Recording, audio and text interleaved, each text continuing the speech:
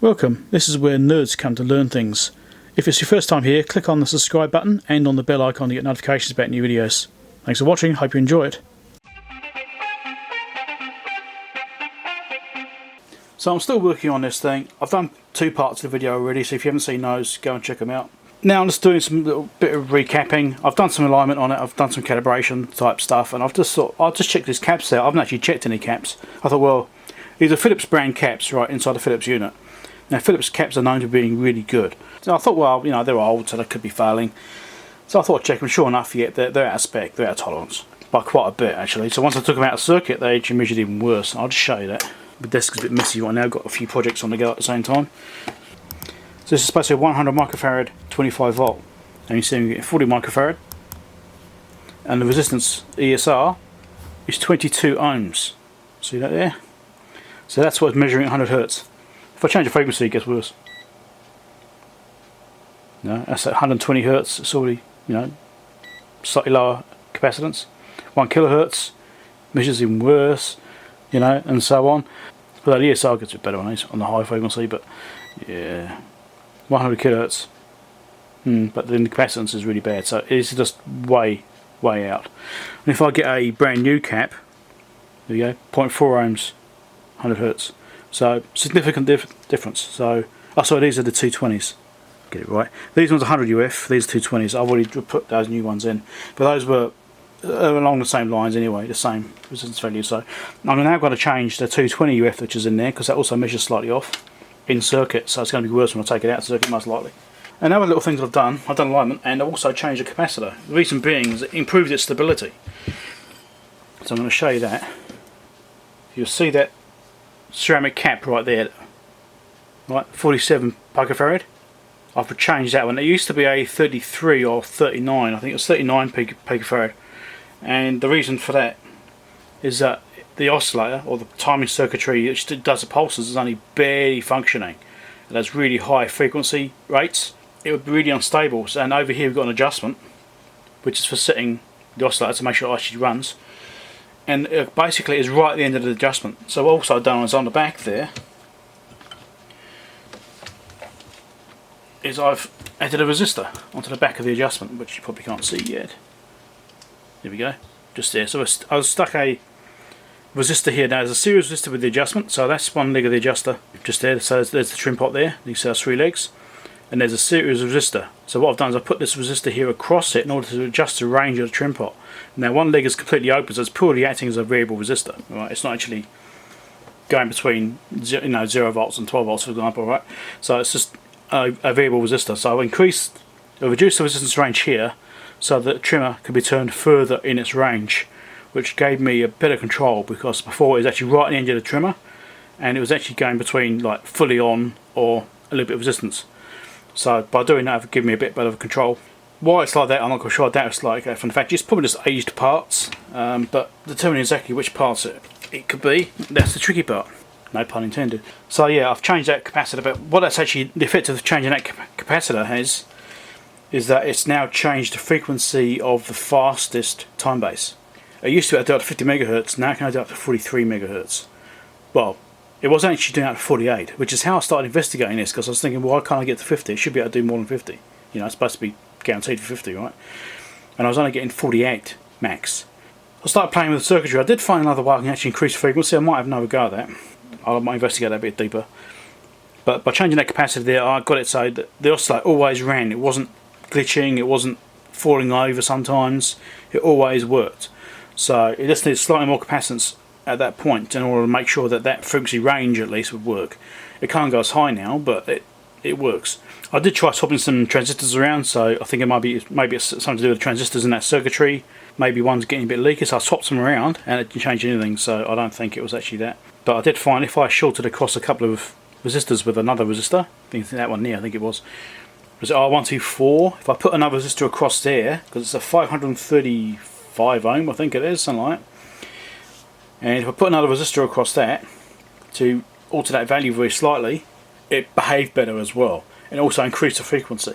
So it might be something I can tweak. I'm going to look into that some more. Right now I'm replacing these caps, so I've done these two already.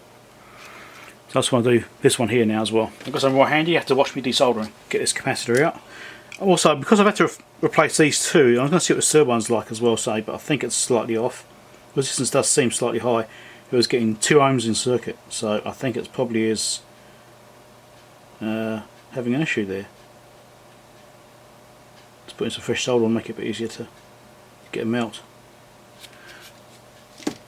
I'll pull it out from the other side with the tweezers. Okay.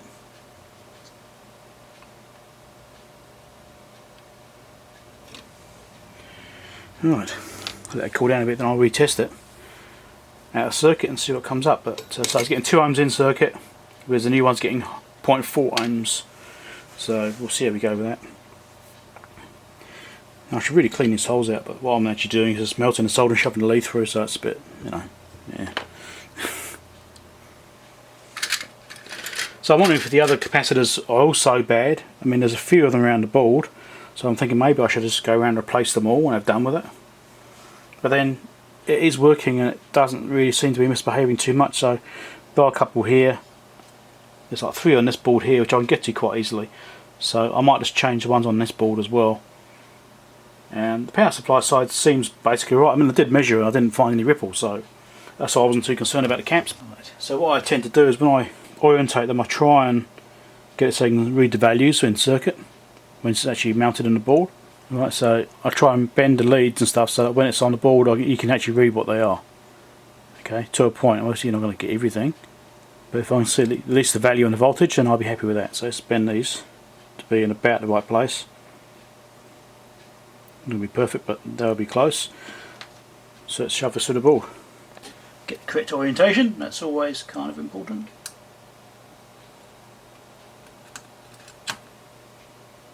Okay.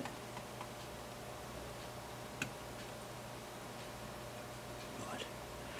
Now it's loose, so I'm going to slide the thing in. Hopefully my head's not being shot while I've been trying to do this.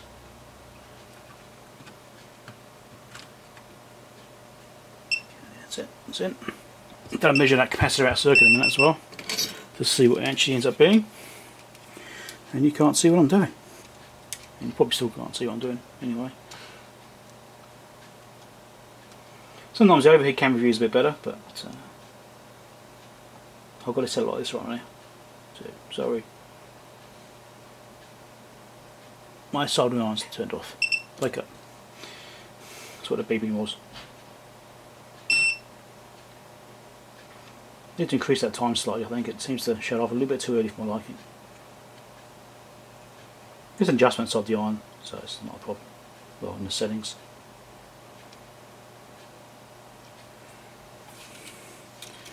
Flip over, make sure the other side's soldered alright. I just cut these leads off from here.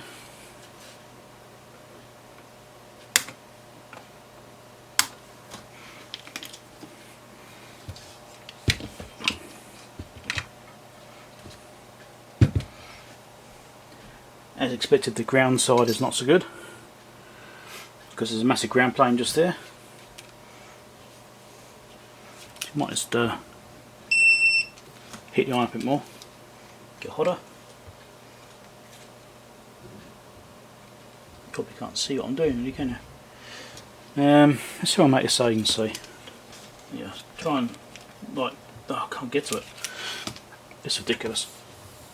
I can't need it propped up like this. I want to stick on its side. Yeah. Sorry guys, you have to imagine what I'm doing. You won't be able to see.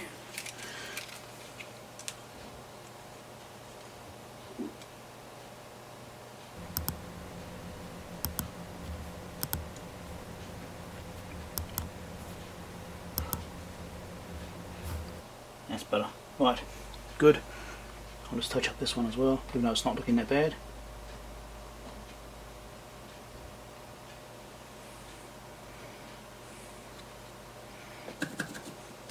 Cool.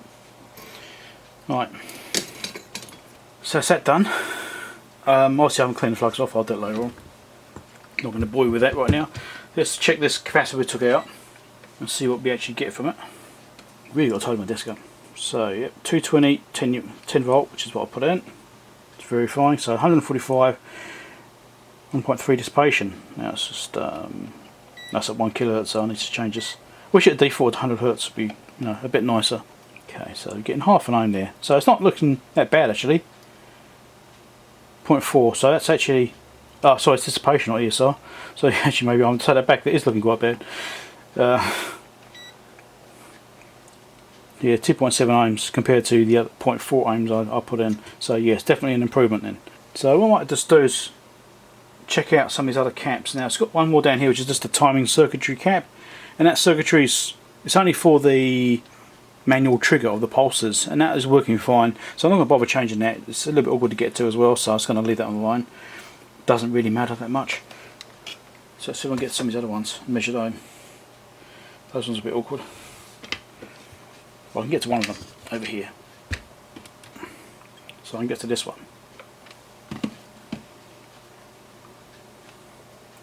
In circuit is nowhere near as accurate. At least not with this particular device. It's not really meant for in circuit testing.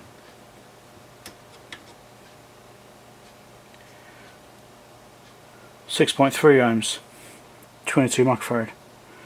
And I happen to have some, I'm pretty sure. And it's a 25 volt.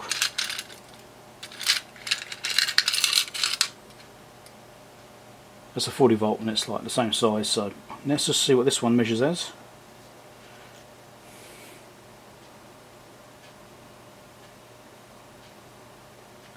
.8 ohms, so it's only marginally better really, but it's a high voltage. Yeah, I don't know, this one might be alright.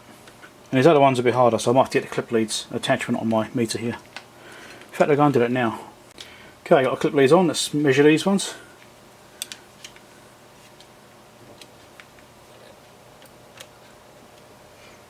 So what are we getting there?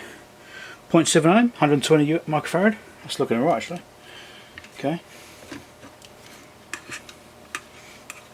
And do some again.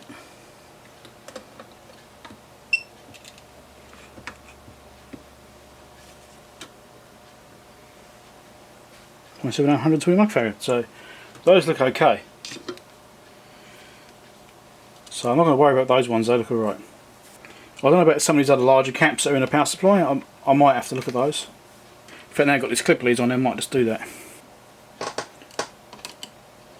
Couldn't measure them before, so I had the other probes on which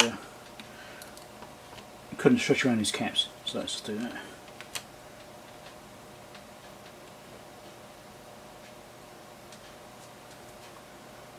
Right.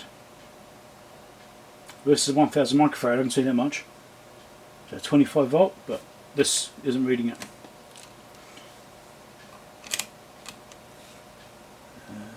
Try and get on the other side of the cap. Get it stretch around the outside. Just. Oh, I can't read that one either. Also, the value is too big for this meter. I don't know. That may or may not be alright. Some of these axial caps, they're a bit more expensive to buy as well. I don't keep as many in hand. I keep a lot of radials because I use a lot of those, but the axials I don't keep very many. I've got these big caps in here as well. Since there's a big bulk storage cap, so I should probably check the voltages on them just in case anything's sitting there.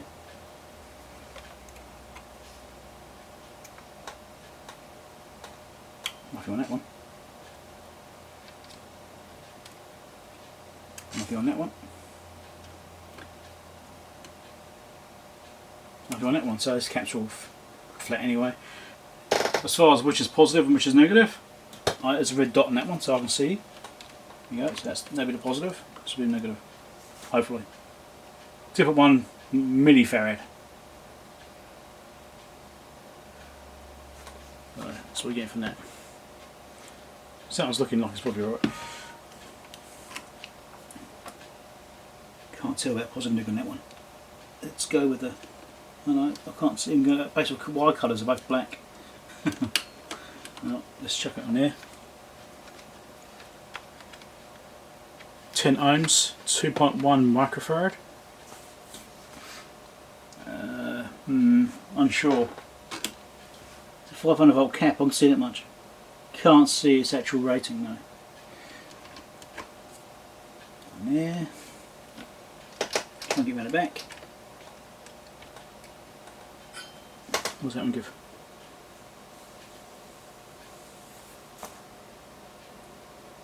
4.4 millifarad. I mean, these are big values, so it's kind of what I would expect. So I've replaced the caps I found, which are dodgy anyway. I think the other ones are alright. And it seems to be working alright, even as it was. So I'm not actually overly concerned by them. It's not like I see ripple through the power supplies, and like I'll see no ripple at all. So actually I might come back and just remeasure that now I've changed those caps. Alright, so I've got the scope set up, as you can see. I've got it set to AC coupling. So we can try and see it without the DC offset and see how much peak to peak noise there is. So let's do the plus 6 volt rail first. 220 millivolts or so. Seems that way, just a random noise coming through. It's not actually AC coming through. If I touch a probe, there's the AC noise. So it's just me touching the probe tip. That's radiated AC. Alright, it's like 1.5 volts of radiated AC by me touching the probe. Anyway, moving on. This is the minus 12 volt rail. About 260 millivolts or so showing up there. Plus 12 volt rail. Same deal, just random bits. We can see there's no ripple there really, is there? So it's looking alright like that. Now you've got the two 40 volt rails, or two rails which comprise the 40 volt rail, because there's a positive negative floating rail. But it is ground reference to the centre. So it's 160 millivolts there, and 180 millivolts there, maybe. You know, it's just nothing there really, it's just like flat lines. So there's no ripple on those lines. You know, you've got a little bit of noise, but there's no actual ripple. So I'm happy with that. I think that's all fine. Okay, you can see here the fast frequency I'm getting is 43 megahertz. So it would be nice to make that different. That's what I've had to do to make it more stable, because it was actually falling apart. Ignore the ringing, I've got bad probing. I'm using a oscilloscope probe rather than a BNC, so that's why there's ringing there. Before, when I did the duration at the maximum length of that particular time base, so that's 4 megahertz there, it should go about 10 megahertz where it's supposed to go down to, so it's actually supposed to be, you know, more like there, in a minimum position, not right there. Anyway, what was I saying? I've forgotten. Yeah, so it was actually unstable, it was actually unlocking. When I moved it down to the lower range like this, the thing would actually fall over. So it would actually stop oscillating and stop putting pulses out, or sometimes it would, sometimes it wouldn't. It's very unstable, which is why I did those modifications in order to make it at least work. You know, sacrificing a bit of the high end frequency, but we'll see.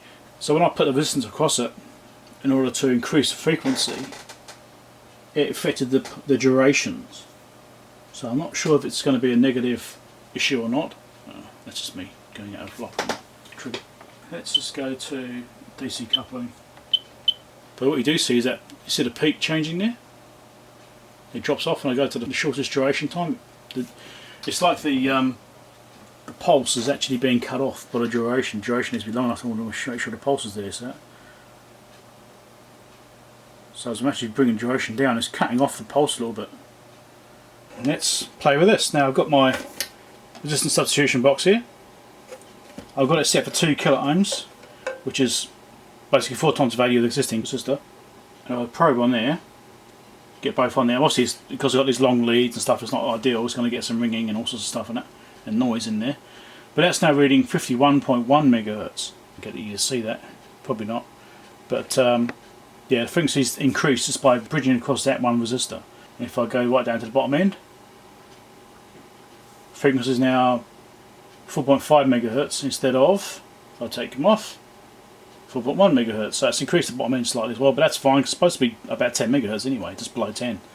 So the oscillator basically is running at too low frequency. If I did the same thing with the original capacitor in there, it did improve its stability, but it did seem to affect the time-based stuff. So I just want to check on that and make sure it's okay. I want to make sure the pulse durations and stuff like that look like they're still okay. Because if it's affecting pulse durations, I can't control that properly, then there's no point doing it. I've got a lot of noise going in there now because I've got this massive lead, so it's not ideal. So we'll be playing with it a little bit, but the duration time is working there.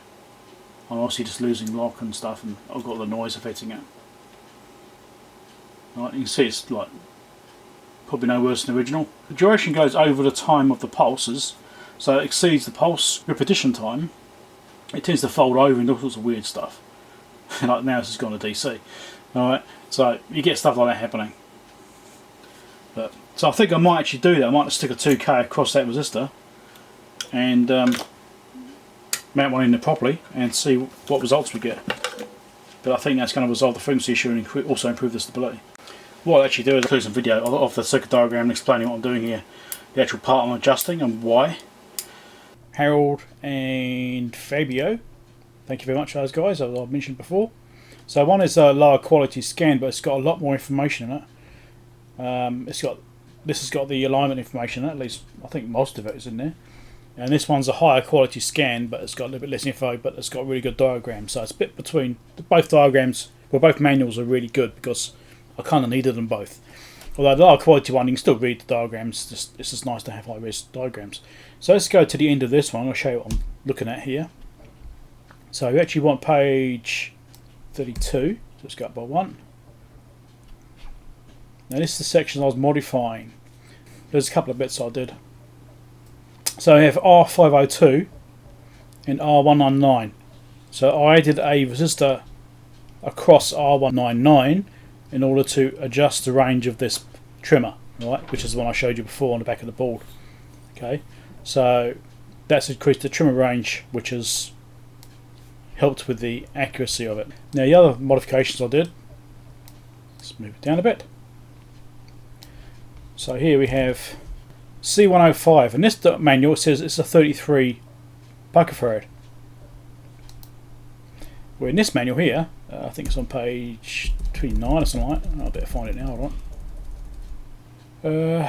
In this manual, it's different, which I found interesting. You can see the quality is not quite good in this one, but it's still readable. Once I find it, here we go. In this manual, it has 39. So at some point it's been changed. Whether, I'm not sure which manual was later, this one or the other one, I really don't know, but the values aren't the same in these two diagrams.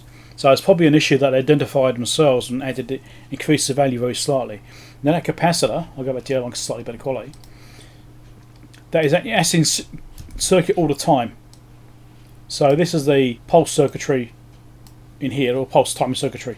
So this capacitor is always in circuit, so it's basically between these two rails here, those two lines.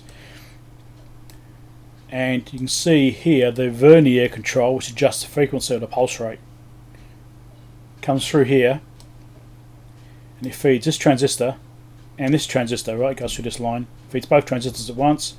You've got these two resistors here on the emitters, and this transistor here is switching in this side of the capacitor range, and this one is switching in the other side. Well, it's varying the other side, right? So that's how it's adjusting frequencies by changing the resistance to the capacitors to change the charge rates. And here, this bit here is the switch, which is adjusting the pulse repetition time. Okay, there's a switch for that. So you can see in the very end position here, there's no capacitor because it's using this one, which is why that difference is there. And this is the one I changed to be a 47 picofarad. Now the resistor I changed, it's this one here, R124. So you can see it's on the emitter of this transistor here. So we have the, I'll make it zoom out slightly more so you can see.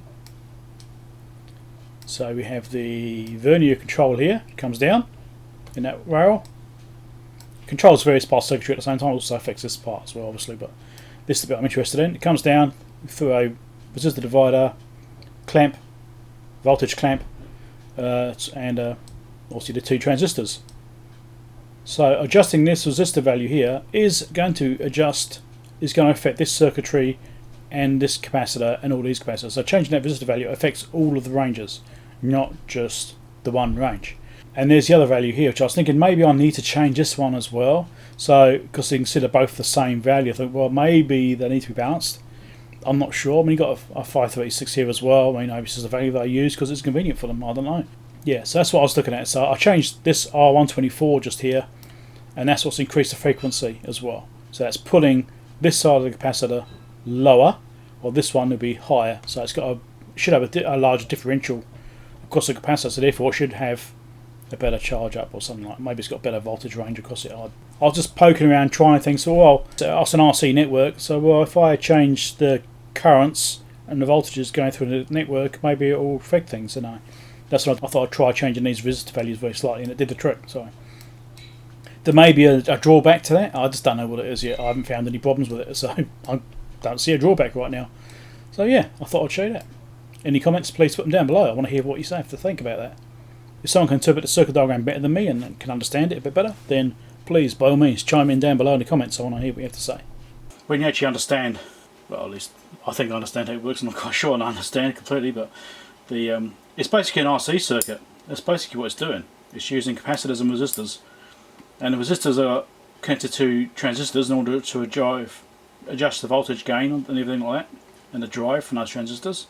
And what I'm doing by reducing this resistance is I'm reducing the lower limit, so it's got a bigger swing across the capacitor. So it's got more variation between the positive and negative side of the capacitor. So you'll see it in the diagram anyway.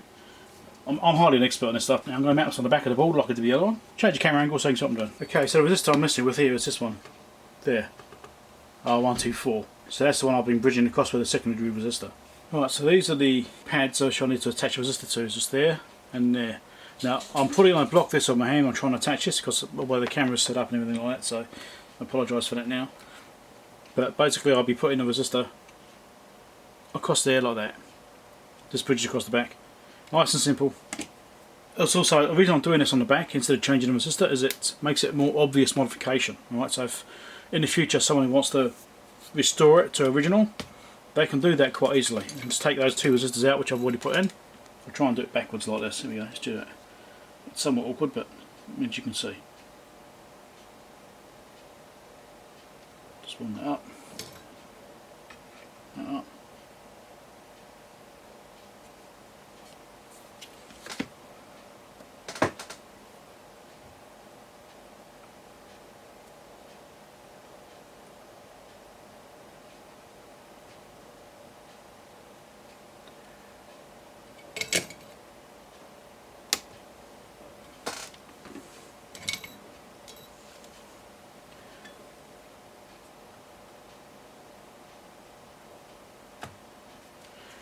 So I'll push that down, get it into the pad properly.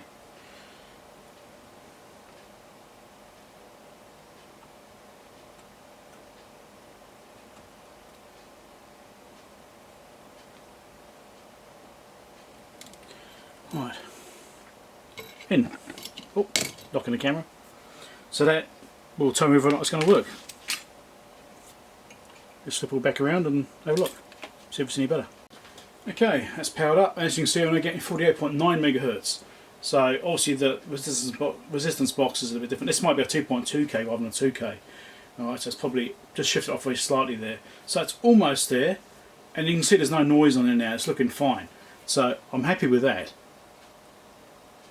And it's doing this whole ringing thing because of my probing, but that's okay. So yeah, 49 megahertz is like as high as it goes. It's not quite enough. I just want 1 more megahertz. That way it will be in spec. So what I'm going to do is I think I'd get another resistor, might be at 1.8k or something like that, just to be a bit better, and we'll try that instead. Well, this is with a 1.8k, I'm getting 49.9. It's just not quite there. It's still drifting upwards very slowly because it's still cooling down, obviously from soldering, but it's been cooling down for a few minutes now already. It's like, it's almost 50. You see, it's so close to being 50. I might just go down just a fraction more. I mean, it's just, look, there we go, 50. Alright. It should really go higher than that. You know, it's struggling. If I go down to the lowest frequency there, we're getting 4.6 megahertz. Now, the important thing with these ranges is that they actually overlap. So you've got 20 nanoseconds, 100 nanoseconds, and so on, right, all through the ranges. And each range must overlap with the previous one. So the whole full coverage of the unit is complete. There's no gaps in between each range. And it's doing that fine. There's definitely overlaps and stuff like that, so it's not like there's a problem with that. I mean, this is only barely making 50 megahertz now, but yeah, I think I might tweak it slightly more. Just go a fraction more, just to try and get like 50 and a half or something like that. Because if it's a bit of a warm day, maybe I won't get there. Okay, so I've now got a 1.5k resistor in there. That's the next smallest value I have in the range. I thought I might have 1.6, but 1.5, and that's, you can see, 50.6 megahertz. So that's all good. That's doing what I want. And if I wind it all the other way, it's still pulsing. It's not unlocking. So that's definitely good. It's 4.7 megahertz that end. So it seems okay. Now, by changing that resistor, it does actually affect all of the ranges, but they're all okay. I've already checked that. They're all overlapping okay and all in roughly the right ranges, so they're all in the range they're supposed to be at least. So I'm not worried by that part at all. That's all okay. So I think that's a good modification. It's improved its stability. Before I couldn't get it to lock above 50. It only doing like 48. When I got it, it's doing 48, and it's really unstable. I couldn't get the bottom end. I couldn't get that 10 megahertz end of it. It unlocked, and I couldn't get it right. So between adjusting the trimmer modification, so slightly larger capacitor, and changing that resistor value. Now that resistor is now effectively 400 ohms. For your information, I've measured across it. It's 400 ohms resistance now, instead of the 534 which was in there. Let me bring it down, I'll show you. Right, so let's measure the resistor here. I've always turned the power off, obviously. So let's go across here. And we're now getting 395 ohms instead of 534. Same as this one here. So I've just changed that one there, and it's given that frequency a boost up. So I think it's more stable. I mean, it may affect the duration timing. It may affect it because it is on one side of the capacitor. And really I should change the other side of the capacitor as well, but that may actually have the opposite effect of what I want. Yeah, it's obviously all same values across the whole unit for whatever reason to keep it all balanced, but by tweaking that one I've got that frequency up to compensate for the different capacitor value, which has improved the stability. So between that, I mean, even just putting a resistor across there did improve the stability slightly. Right, so I think maybe it's just on the borderline of working. Yeah, I think it's right on the limit all the time anyway. In fact, this trimmer's right at the end as well. And that's with my added resistor on the back. It was further round, basically right into the adjustment, which is why I added the resistor on there. So what's happened here? God, that leads a bit. So be good, is it? Didn't put it down to the board tight enough. Might touch that. Yeah, so that's it. I think it's good. I think it's alright now. I think all the things I've done to it, it's now actually working pretty much in spec. I need to verify it, but from what I've seen, it's all now capable of doing everything it's supposed to do. The voltages are correct, the upper voltages, the rise time, fall time are within spec.